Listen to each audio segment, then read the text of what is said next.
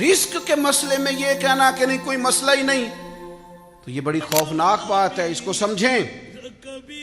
یہ قیامت کی نشانیوں میں سے نشانی نبی پاک نے بیان کی۔ حضور فرماتے ہیں قرب قیامت میں ایک وقت آئے گا لوگ پرواہ ہی نہیں کریں گے کہ میرا رزق حلال ہے کہ حرام ہے، پر جہاں سے آ رہا ہے جس طرح کا آ رہا ہے آنے دو، جس سمت سے آ رہا ہے پر آنے دو۔ نہ ماں باپ پوچھیں گے، نہ بیوی بچے پوچھتے ہیں، نہ کوئی اور سوال کر رہا، آنے دو، کوئی گنجائش ہی نہیں۔ یہ قرب قیامت کی علامتوں میں سے علامت۔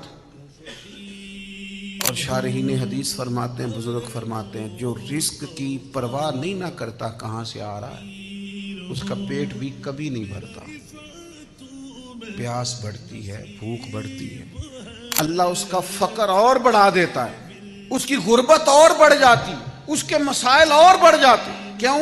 پرواہ نہیں کر رہا کہاں سے آ رہا ہے، آتا جا رہا ہے، آئے جو آئے قابو کرو، جیسے آئے قابو کرو۔